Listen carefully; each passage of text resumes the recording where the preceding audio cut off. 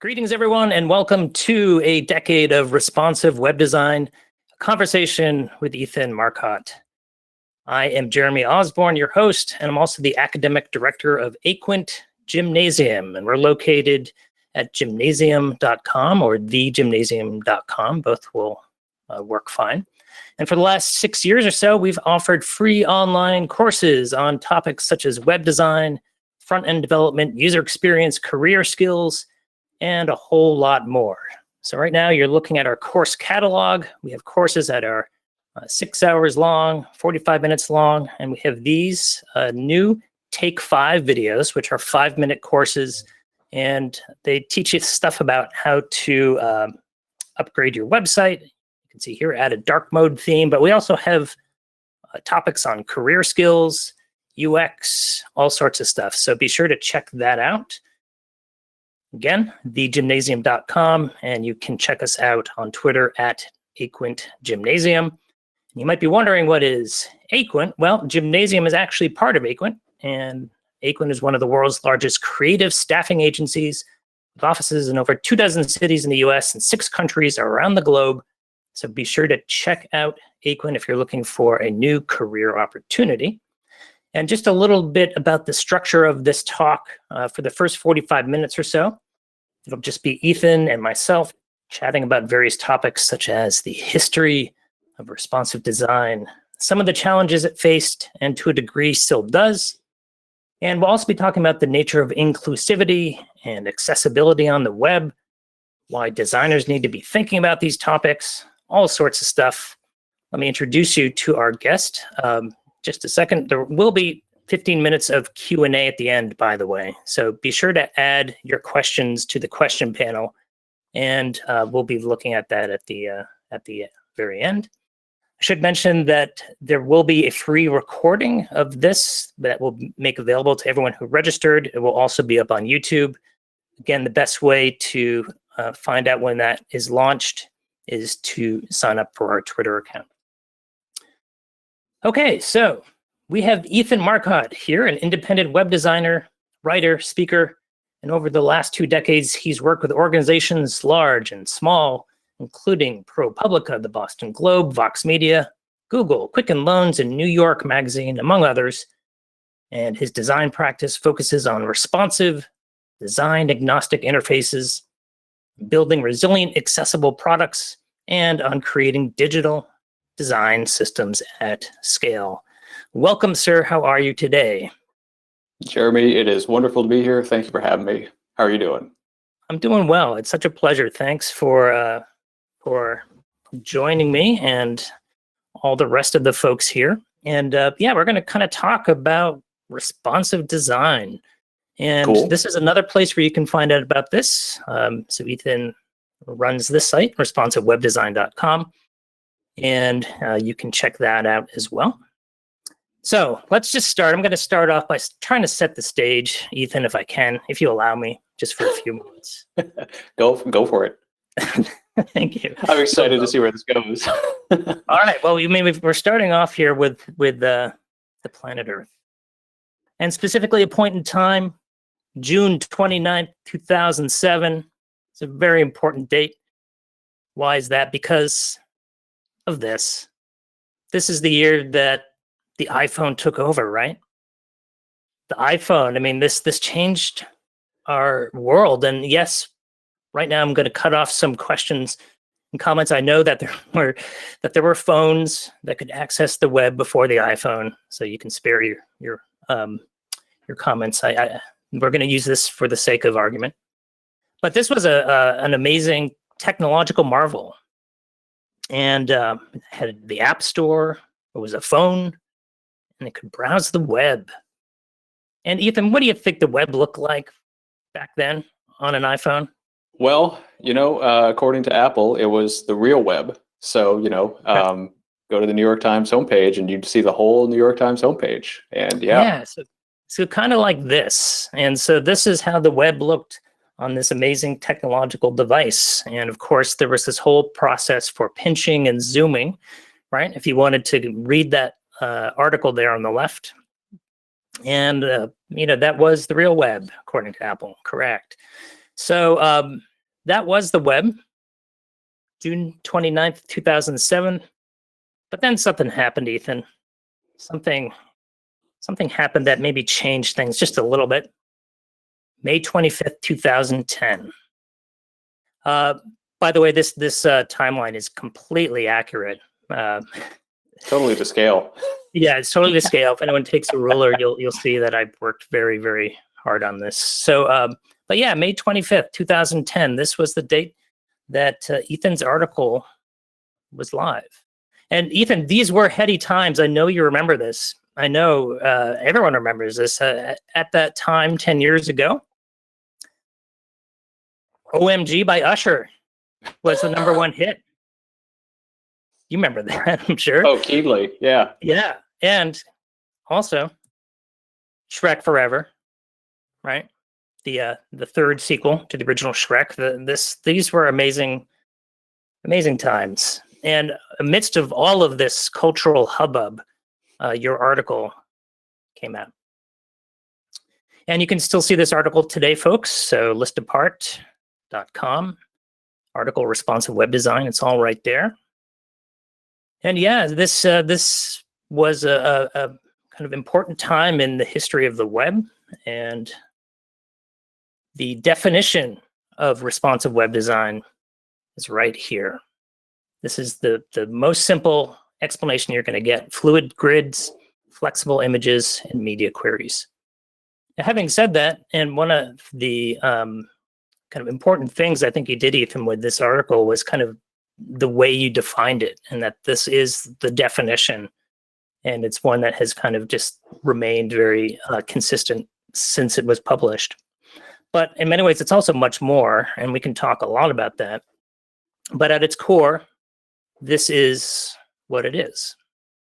And to directly rip a slide from Ethan, this is also another definition. A responsive layout is flexible in nature, and it changes and adapts at certain breakpoints. So again, if you're in the web design business, you probably know what things like breakpoints are. This is a little meta, so we're going to just quickly show you a responsive website, which happens to be our website, which happens to be showing the webinar that we're currently in. Did I just blow your mind, Ethan? I think you're dividing by 0 right now. Yeah. It's a little too much. I'm sorry, but we'll have to, and then we'll just take it a step further by showing this great responsive design that our designer, Justin Gagne, did. And this is kind of, again, an illustration of a responsive, flexible layout, right? When you click and drag the browser open, or if you view this website in a different device, like a tablet or a phone, you're going to see these different layouts. And so, and this is kind of my take on it. In my opinion, responsive web design was a rare event in that it changed how people browsed the web, but it also changed how designers built websites. And I really feel like that doesn't happen too often. It was something that, again, affected everyone who, in particular, those on those mobile devices. And all of a sudden, they didn't have to do that silly pinch and zoom anymore. At the same time, it totally changed how web designers had to cope with the challenges of a website, building a website. So you have posted the other day this on your Twitter feed, and you got all these amazing responses. This is kind of my favorite, from Trent Walton of Paravel, responding to one of your tweets. And he said, responsive web design is basically the fastest I've ever gone from, what is this BS? I'm not doing it. And I did censor that, by the way. To, okay, fine, I love it. This is the way. And I love that because in many ways, this is an encapsulation of kind of what happened. People were really kind of happy working on some level. I mean, I'm not gonna say they're happy. It was easier to pretend that the web, we didn't have to deal with these different devices. And I suspect, and we're gonna find out just shortly, if this was the case. All right. I'm going to turn off the presentation. Whoops, not for me. So there you go. That was possibly the best overview I could have hoped for. That was amazing. Oh, I'm glad you liked it. And I'm also kind of curious, again, like if you throwing yourself back there, what kind of led up to, so again, I kind of,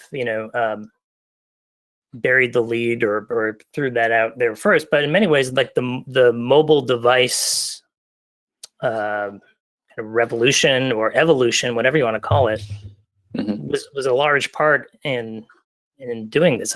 Is that correct to say? Yeah, no, absolutely. I can't remember if I mentioned this in the article or in the book that followed, but like responsive design wasn't a direct response to the iPhone coming out. It was that a couple years after the iPhone came out, I started getting more requests from clients and in prospective contracts from clients to build them an iPhone website.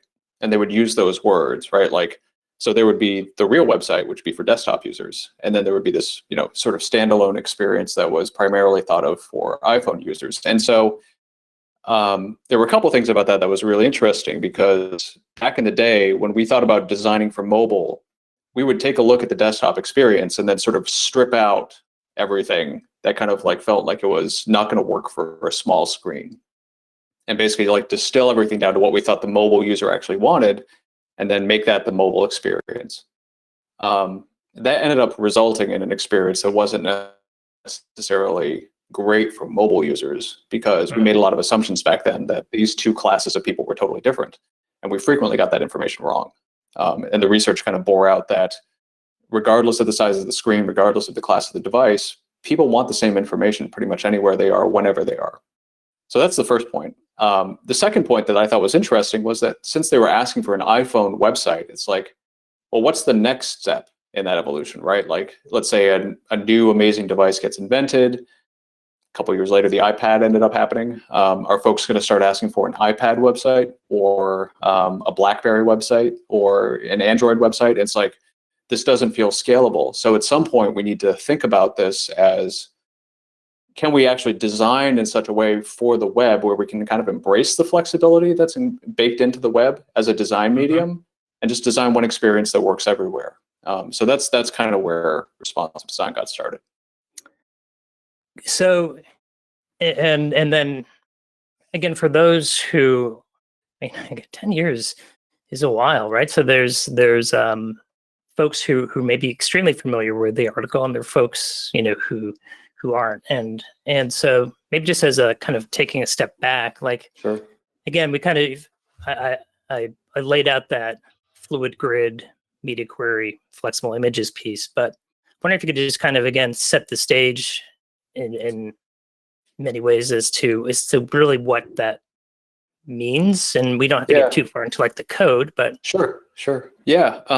So I think like at the time that the article was written, most websites were kind of designed like the New York Times homepage used to be, which was, it was kind of designed at a fixed specific width in pixels. And if your screen was smaller than that, or if you're viewing it on a mobile device, then you were going to be left with maybe a less than ideal experience. Maybe you'd have to sort of scroll back and forth to kind of view all the content, or you'd have to pinch and zoom to find the content you wanted. So what I was proposing in responsive design was moving away from that idea of drawing a fixed box and then filling it with stuff. And instead, we could design beautiful and complex grid-based layouts that didn't have an ideal width. They could bend and flex based on whether you were viewing things on a massive screen or a small screen. And then on top of that, we could use this thing called media queries, which are basically like a little bit of CSS pixie dust. They allow us to ask questions about the device that's trying to render our designs and say, are you above a certain screen width? Are you below a certain screen width? Are you this tall? Do you have a specific aspect ratio that I need to know about? And so we could basically say, like, under those kinds of conditions, let's maybe change the design a little bit. Let's maybe increase the font size, or add another column, or maybe simplify the layout if we don't have enough room. So it's basically like responsive design, I think of as having our cake and eating it too. That we can sort of design a flexible layout that doesn't have an ideal shape, but then we can kind of corral it in interesting ways from a design standpoint, using those media queries to funnel that flexibility a little bit more. Right. And why do you, so, and again, that kind of, you alluded earlier to the fact that, again, there was kind of a movement from organizations, companies, or what have you, for kind of these separate websites, right? And Right. we kind of refer to them as M dot because many of them, would start with the M and then dot and then Yep. whatever the name of the company was. So, and that seemed like for a while, and again, I would categorize that as one of the kind of initial challenges, right? Yeah. That there were debates in many ways, and I'm not sure if there still is, but maybe there is, about whether or not splitting your website in that way and creating this separate mobile website Yeah. was a good or bad idea. So, what was kind of your well, I should say, first of all, how has your response to that changed over the years? And do you still see that as a challenge, or has that been completely won? I think it's interesting because I think for most organizations, responsive design is a really powerful but also really inexpensive way to reach as many devices as possible. I mean, that's, you're really thinking about designing one experience and delivering that to every device and every browser. Now, that doesn't necessarily mean that that's necessarily going to result in a beautifully built or architected experience. There are probably optimizations you can make on top of that, but it's really about saying, like, we don't know, we can't predict as an organization what devices people are going to want to use to access our work. So we're just going to be as inviting as possible. Right. I would say that organizations that actually have a significant amount of engineering resources or a significant amount of capital might still feel that they can actually dedicate the time and resources to having a separate web team from a completely separate mobile web team. Right. If I open up Twitter in my web browser on my phone, I'm still going to get redirected to mobile.twitter.com. Right. Facebook, Google. These are organizations that are basically like committing to actually having the people and technology to support, kind of multiple products that are effectively delivering similar features. But unless you're Facebook, Twitter, or Google, I think generally speaking, folks are pretty much finding that adopting that sort of like device agnostic approach, that responsive approach, is significantly more effective. Right. Because it's really a matter of, again, one of the arguments was, like you said, when you have a single code base, right, then changes that you make in one spot will just automatically reflect across whatever experience or whatever device someone is using. Yeah. Whereas when you start splitting, from desktop versus mobile, now all of a sudden, like you said, you've got two things that you're juggling, and stuff that gets updated in one might not be updated in the other, and et cetera, et cetera. Yeah. Well said. And so, and again, so I'm wondering, in many ways, there's also this other discussion too about, again, we go back to the iPhone, so like native apps, right? Sure. And again, this decision from an organization's perspective as to, should we build a responsive website that does everything that we want it to, or should we build a native app that does the thing? Right. So, and again, and I feel like that's evolved over the years. And again, I'm especially so same kind of question, like how has that changed over the years in the sense of, native apps were part of the whole iPhone experience when it first came out, and other app, Android and et cetera. What's the story now? Yeah, that's a great question. And oh, sorry, what were you gonna say? Yeah, no. I mean, basically, kind of again that connection between like, hey, should we do an app or should we invest in our website? Are those questions that we still hear? I think those are still really valid discussions at a lot of organizations that I work with. I will say that in my experience, and I'm speaking as the responsive design person, so folks might come to me with a specific mindset already. But broadly speaking, I think that whether or not you build a native app or sort of like invest in the web by default, I think it's really about like sort of like what you're building and the audience you're trying to reach. That said, for most of the clients that I work with, they tend to start with the web. I mean, because it is a significantly less expensive medium to work in, broad strokes, but like that tends to be the case. And plus, like the technologies that are available now for like replicating a web experience and migrating it to a native experience are better than they ever have been before.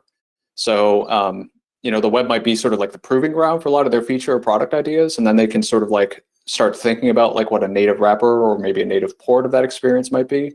Mm-hmm. But that doesn't necessarily mean that you can't start with native. That just tends to be what I tend to see in my work. Right.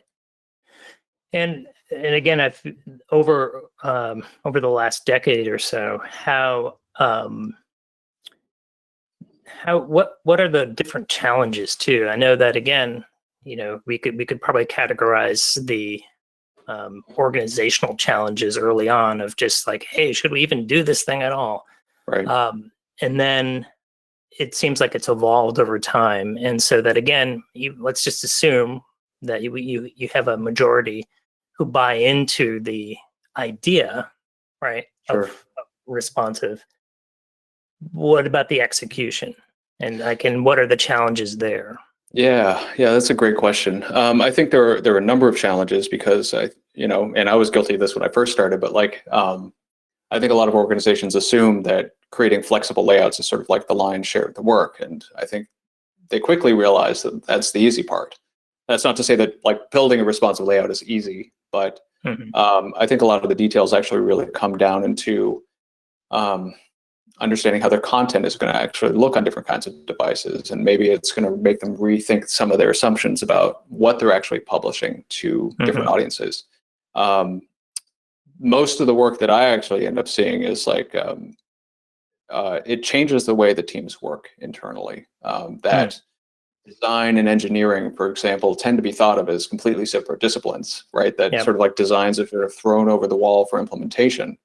And now that we've always been designing for an incredibly wide number of devices and contexts, but we're at a point now where we really can't be producing comps for, significant number of breakpoints. That teams basically that are able to prototype and collaborate more closely are ultimately going to be significantly more effective. But that prevents a real challenge for a lot of organizations. We're getting actually like design and engineering in the same country, much less, the same room, can actually be kind of difficult. There are a lot of like finer challenges as well. Like actually, some of the tooling around like actually just creating responsive layouts is still very like mobile, tablet, desktop focused, and isn't really sort of like primed for that kind of flexibility. That's sort of like really truly device agnostic thinking, but there are ways of sort of filling that gap and ways of getting teams to talk a little bit more effectively about some of that work. I'm kind of curious, like what's your kind of if you given your druthers, right? If you had your choice, and let's say that you were going through the process of kind of like prototyping a site and working with a team, like what's kind of like your ideal workflow? Like do you I'm just in general, like do you use like a sketch pad and then like move it into like a program like Sketch or Figma or something like that? And I'm just kind of curious, like what is Ethan's like ideal workflow? I think there's probably a picture of my workflow in an attic somewhere that's just been getting uglier and uglier over time, but because it's a mess. I mean, it's always been a mess, but it's been a useful mess, I think. I'd say to your question about like what I use with teams or with clients, it really depends on like the kind of conversation I'm trying to have. If I'm in a conversation where we're trying to have like a really divergent discussion about like what actually needs to be included in a product or what even just needs to be on a page, then I'm going to want something really disposable like paper sketches or something really simple like just some rough InVision comps or something like that. Yeah. What I'm actually doing, like I have the time to do like broader like exploration work, or if I can actually start thinking through like what a specific interface might be. I still tend to lean toward, something like Sketch or Figma just to kind of like do a lot of exploratory work. But I've also worked on clients or under timelines where it's actually easier to just sort of like comp out something rough in HTML and CSS. Those will be one of the few times that I'll actually use like an off-the-shelf CSS framework because I tend to avoid those for production purposes, but they're incredibly helpful for getting ideas down on paper as quickly as possible. Right. Yeah, because I'm kind of curious too. I mean, just I know we've got a prototyping Jim Short course that we put out. And Nice. there are these, and we talked about these different continuums in terms of prototyping. Like, when is it appropriate to use a certain level of fidelity, right? So Sure. again, like you Sure. said, like a sketch is a great idea if you're sitting down and just trying to get an idea across. But again, Yep. I'm kind of curious. Like, there is this other side when you want to wow and dazzle a client and Right. show them like what they think, what you think their final product should be. But of course, you're not going to build that product because that's a lot of. So again, there, I'm kind of curious, like, what do you have strategies for that? Like, what is your, like, how far down the fidelity path would you are willing to go? Yeah, that's a great question. I mean, again, I think that varies from client to client because there are some folks that are more comfortable, just actually like seeing a presentation. Right. My personal preference and, the conversation I try to have with clients is I really try to put actual devices in their hands as early as possible. And so that doesn't mean that I don't explore things in a traditional like design application, but those artifacts like comps, those might actually just be internal documents for me and the team I'm working with. And then when I actually do need to meet with stakeholders, I prefer to show them a prototype.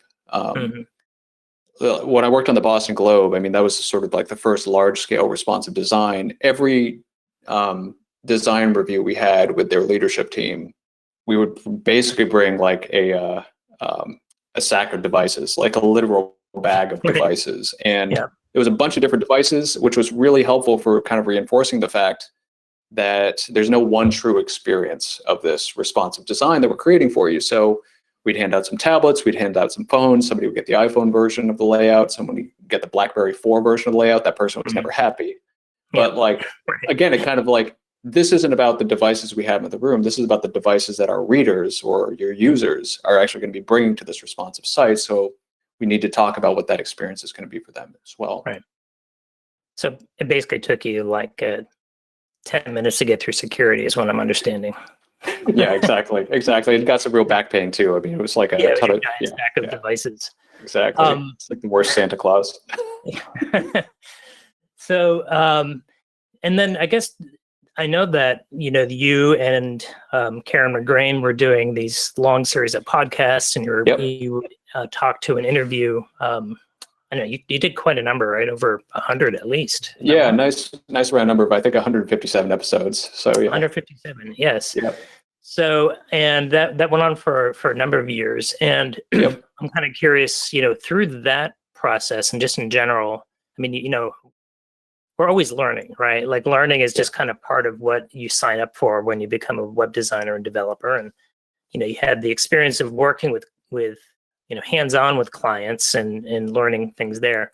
But I'm kind of curious, like, what did you learn from that experience where you were talking to all these large organizations and people working on that stuff? That must have given you a different perspective. And what were some of the kind of takeaways that surprised you from that? Were there? Yeah, I think it kind of reinforced something that I mentioned earlier, which we talked to organizations of every size, from publishers, we talked to the BBC or the Guardian, we talked to media companies, travel companies, like we talked to dearly departed Virgin America, DigitalOcean. We had a great episode with them as well. We talked to a number of like design organizations in sort of like the civic space as well. So like the city of Edmonton, with the United States Digital Service as well. And the one thing that we heard from pretty much everybody is like what I mentioned before, which is like creating squishy, flexible layouts is really the first step, because adopting that more device agnostic model it's completely transformative. It isn't just about designing 3 comps for every page. It's really thinking about what happens if somebody has a touchscreen. What happens if that touchscreen happens to be on their laptop? How are we actually presenting this information in a way that's accessible to them, regardless of the size of their screen? And then thinking about like the implementation or the visual fidelity that we need to bring to that problem. Right. So it's a forcing agent, right? It's like responsive design was really an opportunity for them to have a discussion internally about like, okay, the old way that we were working wasn't working. How can we actually transform that into something that's more useful for us? Very cool. So yeah, so because again, I think a lot of organizations realized that they had to change. They just maybe didn't understand how or why, and need some help with that, which is kind of what the role of web designers and good web designers and developers are, right? There's an education perspective that we always have to do. Sure, sure. But you mentioned in that something that was interesting, which is this kind of word accessibility. And I'm also curious. So what I want to do, I want to quickly play you this. It's about a minute long. We'll probably. So this is, well, I'll just play it. So making sure, can you see that? Is that coming up? Yeah, yeah. All right. Before I do this, do you have any idea what this is? Do you know what this is? I know this one well, actually. Yeah. So, so that was the opening of the 2012, I think it was 2012 London Olympics. And of course, that was Tim Berners-Lee, who, and a couple things struck me about that as I was kind of looking at this. One, again, is this ethos of, this is for everyone, right? This is, so this is like the message that Sir Berners-Lee, right, decided to publish, right, which I thought was really kind of amazing. And it's particularly amazing because, of course, this is an individual who essentially, created the web and gave it to the public. He could have patented it. He could have done all sorts of things, but he decided to give it to the world. So I guess that's the kind of question there. In the spirit of of that criteria, the web is for everyone. This is for everyone. How is the web doing on that level? Like if we were to give like a grade, you're the teacher, and we have to give the web and web designers a grade on how well are they doing at fulfilling that promise. What is it? Oh man. All right. I feel like we need to grade on a curve a little bit. We definitely do. Yeah, a quick side note, though, I will say that when I first saw that clip of Sir Tim Berners-Lee at the 2012 Olympics, I was in my living room. I think I was by myself at the time. I just stood up and cheered. So that should give you some indication of how much fun I am at parties. But nice. I think you're right. It was that amazing moment. But I think we're presented with data pretty much every day that we're sort of failing to live up to that promise of getting the web to as many people and its devices as possible. One of the big discussions around responsive design after it came out was around performance. Around the size of a lot of responsive designs are being created at the time. And thankfully, there was sort of an argument kind of being put forward at the time too that no, actually, if you think about bandwidth as a design consideration, if you plan and execute a responsive design properly, it can actually be just as fast as an M.dot experience, if not even faster. And so that was really heartening to see. So the challenge, though, is that for so many people with common impairments, the web is completely broken, that it's completely inaccessible to them. And I think that's due to a number of reasons. I think a lot of teams and organizations don't prioritize accessibility, and that could be for any number of reasons. Their definition of what accessibility means might be kind of limited. It's also never really a priority. Which is understandable. Given so many hours in the day and feature constraints and tight timelines for projects, setting aside time to actually care about and research accessibility is incredibly difficult. But in the last few years, a lot of organizations have started to pay attention because, at least in the US, there's been this spike of web accessibility lawsuits that have started to happen. In 2000, I think it was 17, they sort of crested over 2,200 cases, and that was up from 700 or 800 cases the year before. Wow. So yeah, which is some of those lawsuits are actually they're a signal, right, that this is a civil rights issue, that the web is basically inaccessible because unless you're actually viewing things on relatively modern hardware, or if you can see the screen like I can, you'll be left with a really beautiful responsive experience. But if you don't necessarily fit into those assumptions that we've made during the design process, then you're kind of out of luck.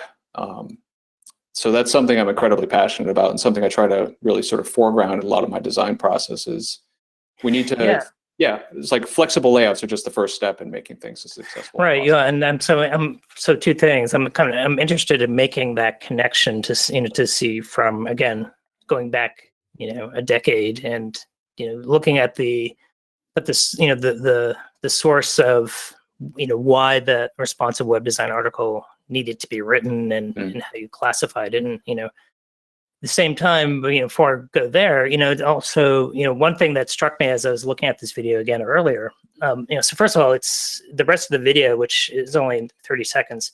It's actually is a little disquieting, because it's like in a huge crowd of people, which we don't really do anymore.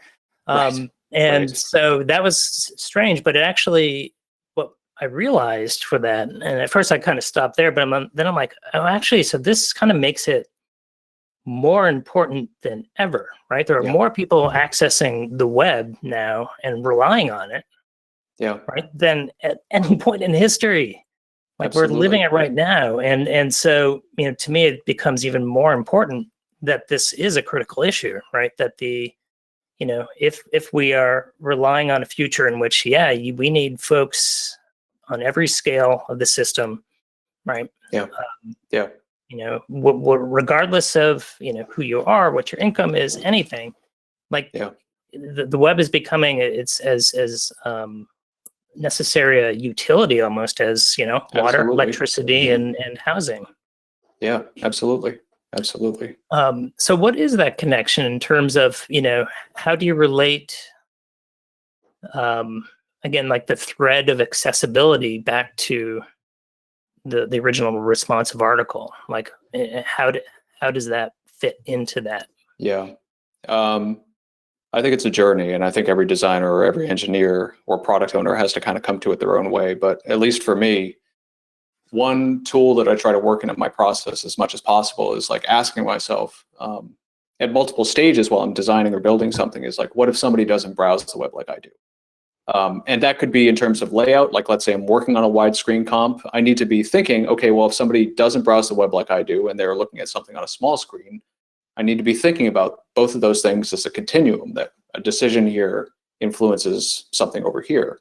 The same is true with accessibility. I mean, if I'm working on a navigation component, I need to be able to tab through that with a keyboard just to sort of simulate what happens if somebody's actually using a slightly more manual navigation process than a touchscreen, or getting comfortable with just like the fundamentals of working with a screen reader. I don't rely on a screen reader for access, but getting a sense of how they work and sort of like how to incorporate them into my design process is at least going to give me the start of understanding how the decisions I make could influence somebody else's experience. And then finally, I think it's incredibly important for disabled, for organizations to hire disabled members onto their team, or to hire disabled testers to actually, tell them what the experience is, and actually learn from that experience as well too.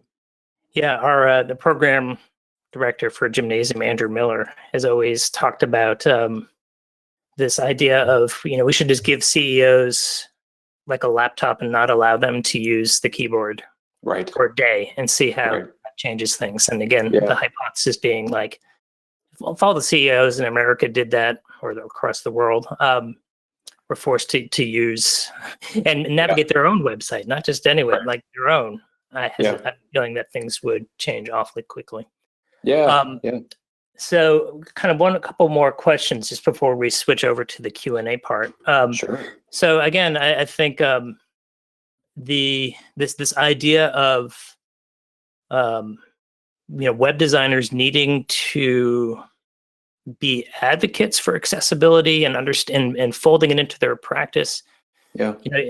Which comes first, right? Because again, I know that a lot of companies or organizations might push back, almost like back in the day when like UX used to be this kind of like thing where they're like, oh, I don't know, I'm not sure if we have an extra day or two to do the usability testing. We've got a production, we have a deadline.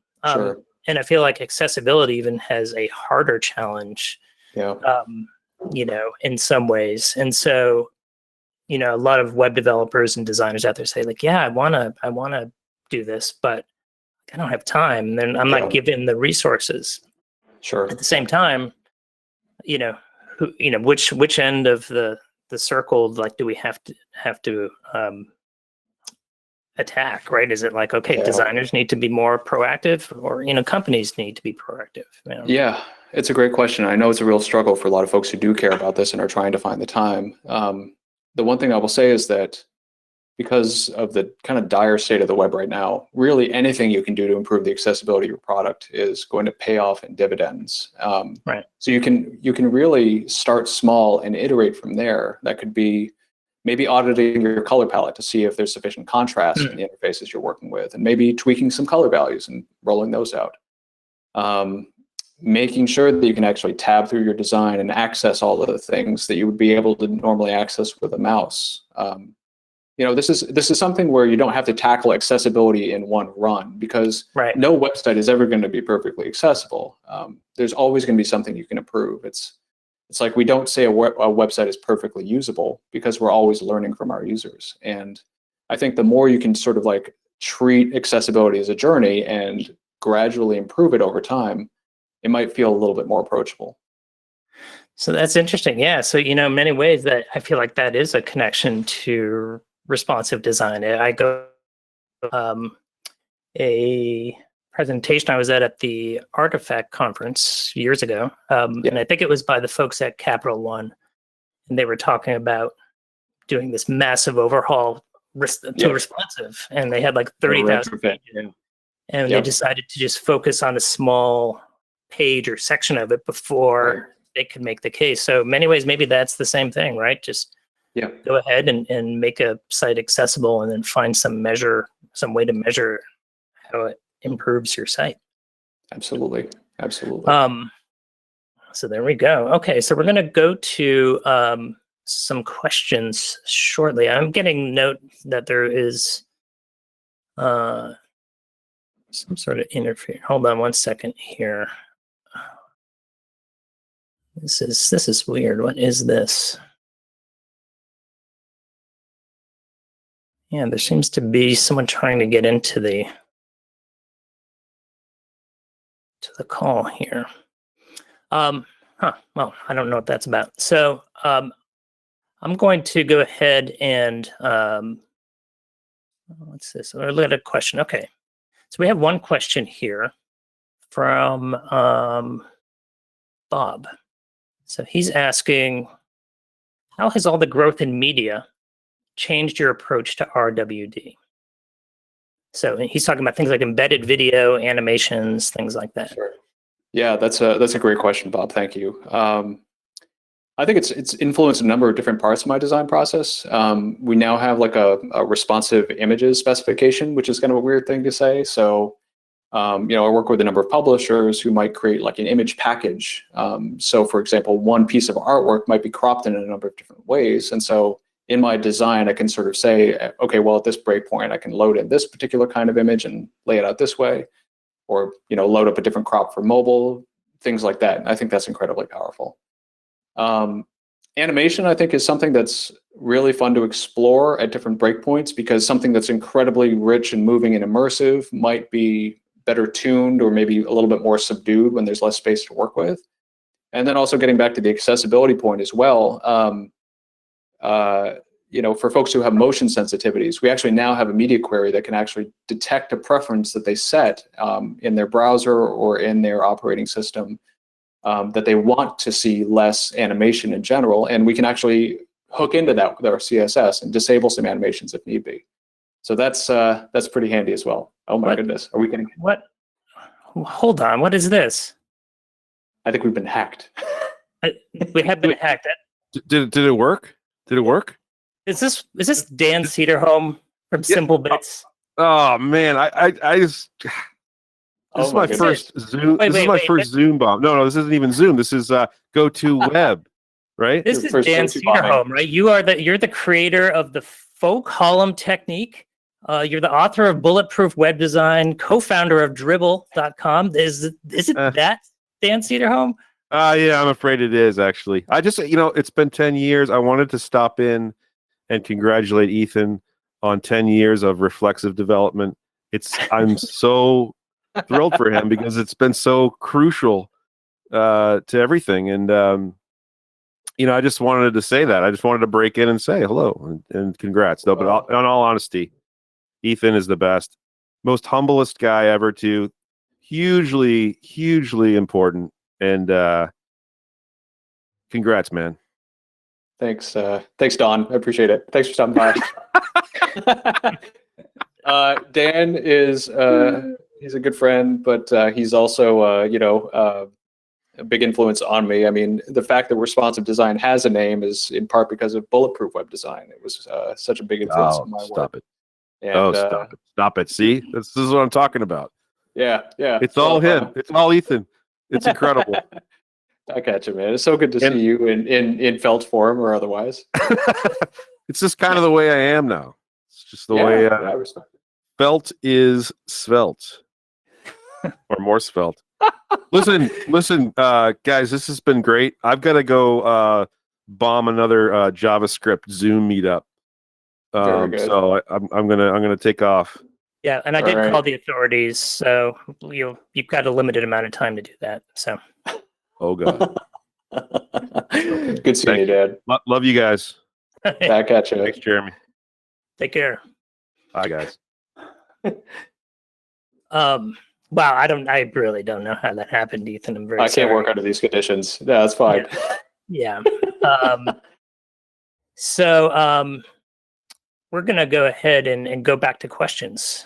So let's look at it's gonna be hard to do after that. But here's one from Erica. So Erica is saying, are you using Grid and Flexbox together, and how can you approach those?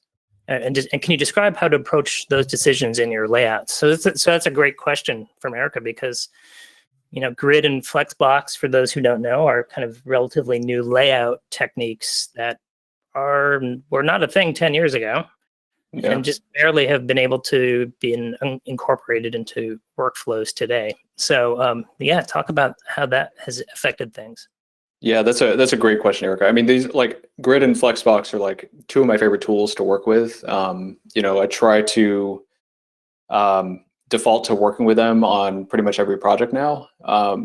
That changes your strategy a little bit, because some clients might still need to deliver an experience to older browsers or devices that don't support them. But there are ways to kind of negotiate that, that you kind of have to tune to client. But to your question, Erica, I mean, the way that I tend to think about like Grid versus Flexbox is, broadly speaking, like I tend to think of Grid as sort of like macro level layout. So like if I'm laying out a page or a really complex component, I'll reserve Grid for sort of that bigger stage to be working with. Mm-hmm.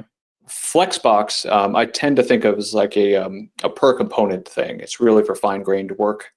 And these are broad strokes, because you can definitely lay out a page with Flexbox if you want to, but broadly speaking, that's kind of how I think about them as being designed for. Flexbox for sort of a smaller scale, kind of a component level work, and then Grid as kind of the real workhorse for larger layout tasks. Mm-hmm. And I guess to me that also the Grid and Flexbox part has a lot to do with it's in the true spirit of responsiveness, right? It's the fluidity is kind of is the point, right? Yeah. So that the role of media queries, right, shifts in an interesting way. Definitely. When you've got things like Grid that basically does it do things for you. Yeah, I'm definitely writing a lot less media queries than I used to when I was managing a lot of floats, because you can get a lot further with just controlling it with CSS. I will quickly mention that if you're really interested in sort of learning about this, Rachel Andrew has a fantastic book on the new CSS layout. I think with a book apart. It's a quick read, and everything that I've learned about Grid has pretty much come from her. So that's pretty much the gold standard when it comes to Grid, and between her and Jen Simmons, there's a lot of amazing learning that you can be doing. Absolutely. We've got another question here. We've got a bunch of questions. There's no way we're going to get to all of them, but here's one from, hopefully it's Shana or Shanna. I'm not sure if Shanna. Shanna.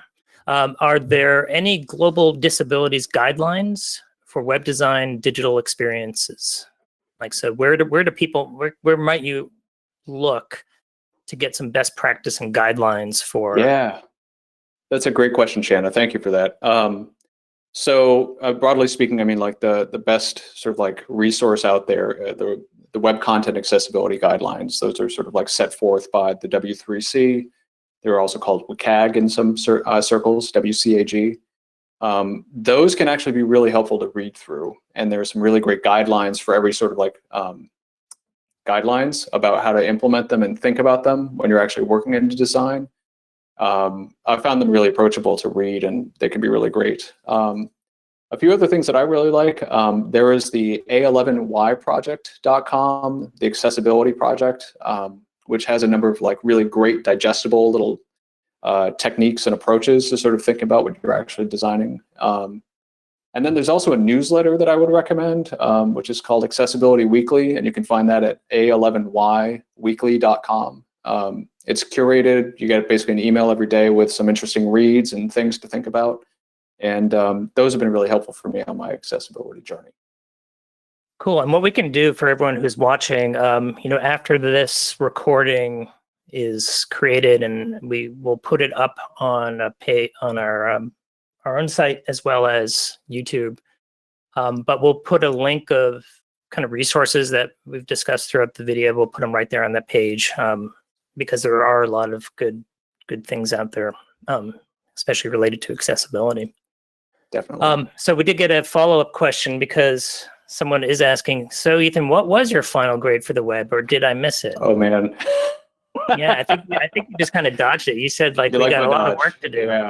Yeah, but, we do have a lot of work to do. I mean, I don't want to be the guy to stand up and say the web is failing outright, but right. Getting it higher than a D is, Okay. I think that's really hard because, for a certain class of users, the web's more beautiful than it ever has been before, but there are entirely too many people who can't access it for one reason or another.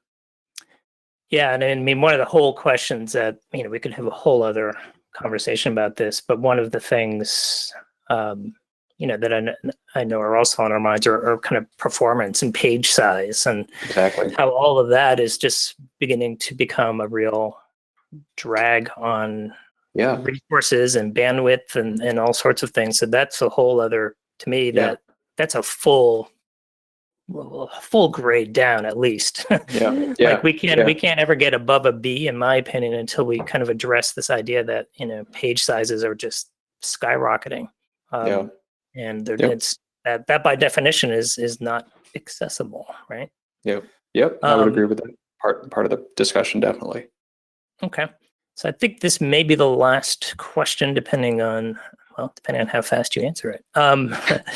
So do you foresee, this is from Randy, who says, do you foresee any major shifts in web design coming down the road? Might there be new developments in technology or in how content is presented that might necessitate a shift in the way mobile devices brought about responsive design? So maybe are there any sort of kind of analogies, up and coming things? Yeah, I mean, I don't have a crystal ball, Randy, but that's a great question. I'll say that like two of the things that I'm most excited about are sort of subgrid, which is another layout technique that's kind of related to the grid specification, that to work with grid effectively right now, we kind of have to introduce some hacks into our designs that are kind of limiting in a certain way, and subgrid would fix a lot of those issues. The other thing from a design and layout standpoint that I'm most passionate about is this idea of container queries, which are sort of taking the idea of media queries, which kind of look at the among other things, like the whole size of the screen, and really just kind of like focus it down on what the width that's available to a specific part of your design.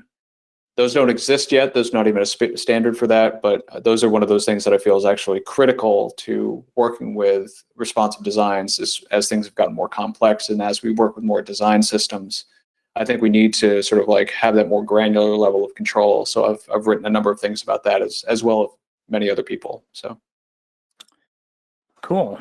All right. Well, I think again, we've got lots of so much stuff here. Let's see. Okay. Yeah. No, I think again, what we'll do is what we've done in the past is we have followed up on these question lists with kind of an article that we Oh, great. publish, and then we either attack them ourselves or kind of reach out to see if the guest has some answers, or we can Nice. point you to some resources. That sounds great. So that's it. We're at the end. I want to thank you again, Ethan. This was fantastic. Again, enjoyed your insights. Thank you for starting this trend back 10 years ago about creating sites that will work across all devices and making web designers' jobs harder, just like Trent said. Like, yeah. I pretty much spent the first couple of years apologizing, so I get it. But thank you for having me, Jeremy. It's a real honor to chat with you again, and to everyone who came out, it means a lot to have you here. So thanks for having me. Yeah, well, and thank you. And again, the recording will be sent out. Again, my guess is at the end of the week, we should have that link. Everyone who registered should feel free to do that. And again, you can feel free to, Ethan's handle on Twitter is @beep. How did that come about anyway? That's just a little anecdote. Where did that come from? Yeah, my old blog was unstoppablerobotninja.com, and I just started using Beep in my bio. So yeah, it was available when I joined Twitter. But I'm also available at RWD if you just want to hear about responsive design stuff. Okay, so there you go. There's two resources at Beep, and then at RWD, which and that again, you post kind of links on responsive, accessibility, sort of like web related things. Yeah. Excellent. And again, we're at Equint Gymnasium, where we also will publish kind of up and coming things, including something that may or may not involve some tutorials and videos on things like accessibility by someone in this call who's not me. But that's all I'm going to say. That's like, how's that? That's kind of like That's very good hinting, man. Right, the cliffhanger. It's very good. But anyway, thanks again, Ethan, and we'll be talking to you in the near future, and have yourself a fantastic day. You too. Thanks for your time, Jeremy. Thanks all. Stay safe out there. All right, take care.